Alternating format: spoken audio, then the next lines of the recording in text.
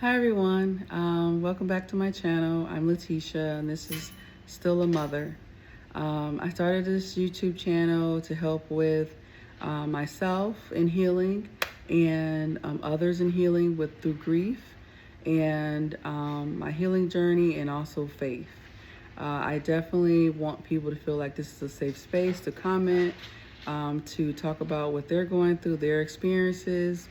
This is something that I just decided that would help me, myself, and others.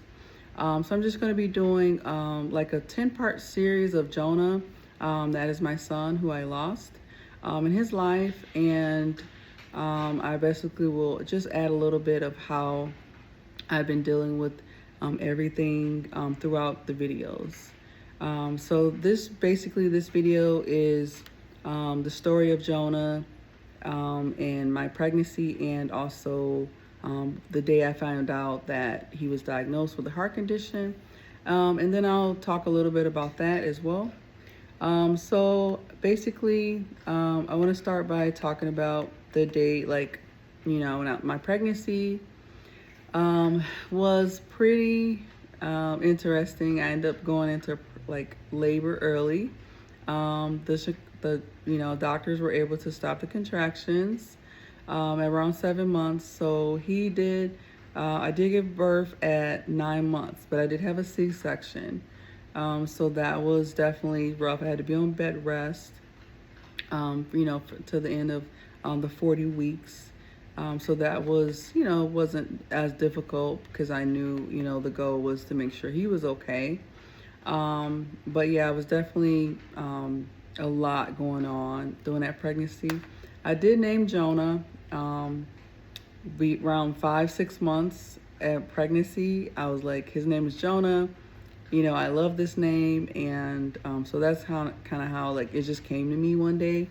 And it just kind of stuck with them. So yeah, I definitely love that name.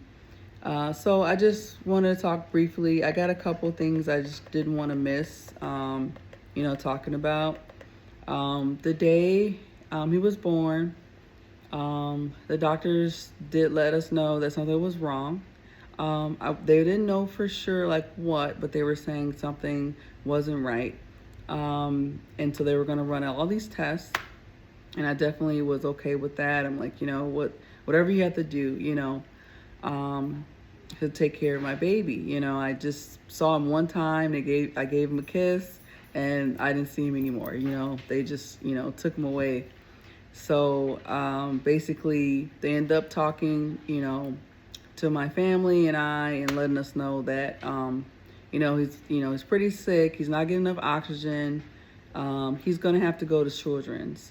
And so I'm like, wow, I never even thought about something like this can happen to my baby, And so I'm like, okay, they said the Flight for Life is going to come and, take him to Children's tonight. And so they came and got him. I wasn't able to go, obviously. I had a C-section, so I had to stay, which is very, very difficult not to be able to go with your baby, But I had to remain there and, heal so that I could, get discharged. So this happened a couple days, and my family was able to go to Children's, so they went to that hospital. So I was very thankful that everyone was able to go and be there with him. So yeah, that night, his father and I was we went through it. They were calling us a lot for permission to do this, and just doing different tests. That was really hard. Not to be there, not to just see my son and be able to ask those questions that I need to ask.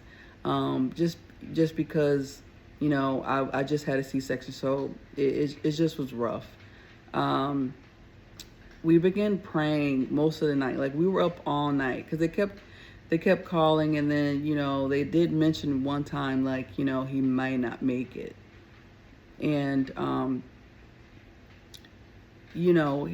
hearing that was definitely hard to hear.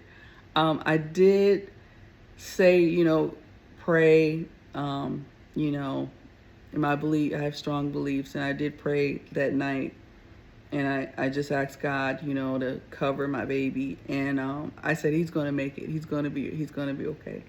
Um, and he made it. He made it through the night, and so we kind of like watched him, through the next couple of days. They just monitored him and ran just so many tests, and finally they figured out what was wrong with him. And then I ended up getting discharged and going there that Friday, that ended that week. And so it was the first time I saw him in days.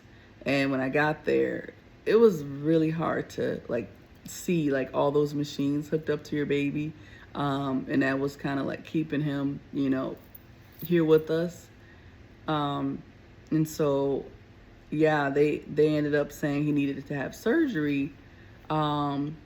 In the next couple of weeks. So Jonah was diagnosed with pulmonary atresia. It's a congenital heart condition with the VSD. So basically, it's like a rare congenital heart defect where the pulmonary valve is absent or blocked. There's like a hole between the heart and the ventricles. And so it requires like surgeries or, just for survival. So he ended up having he ended up having a surgery. That was the first surgery Jonah had. So Jonah was always blue. That's kind of one of the symptoms. They call it like being cyanotic. And he was always like blue around the mouth. So Jonah had to have oxygen. After Jonah's surgery, he kind of stayed in there for a couple more weeks. So Jonah was in the hospital for about 6 weeks after birth at Children's. So, that was difficult. I did, make sure that I was, he got enough milk for me. And so that was definitely important that I did that. So when it was time for him to come home, he had to have like everything, situated, including oxygen. Now I'm a new mom. I'm learning all these things. Also, Jonah had to have a G tube. So I don't know if you know what that is. It's just like a tube that we fed him through that was going into his stomach, his little belly. Just because when he did drink milk, he had a hard time, like he would get really exhausted because of his heart condition. And then also he couldn't like really like suck that long. It was like he was holding his breath. So we just give him like an ounce, and then the rest we'll put in his little belly. So we just did that, and that was just like a lot of learning, for someone that's never done any of this stuff before. And so Jonah came home on oxygen, which really was rough to see. I don't know what it was, but seeing this company bring these oxygen tanks and the concentrator that's for the home only into our home, it was really hard to see. Like I ended up not doing well that day, and like going to the ER, like my mother's, and then also like just other family members were really worried about me. I think I was in shock a little bit just to see all the things that he needed. Was really hard to see. But I was okay. But yeah, it was definitely a lot to take in, a lot to process, and I'm sure I wasn't processing it right, or I wasn't able to, I guess. But yeah, I pretty much started taking care of him at home, which was really scary because, before was the nurses were there and they were helping a lot. But now it's just me. Obviously, I had support from my other family, but, it's still, my responsibility. And I definitely had to learn a lot. Like, I had to learn a lot really quickly. And I was scared. This is a very scary situation to have a sick baby like that. He was on a lot of medication.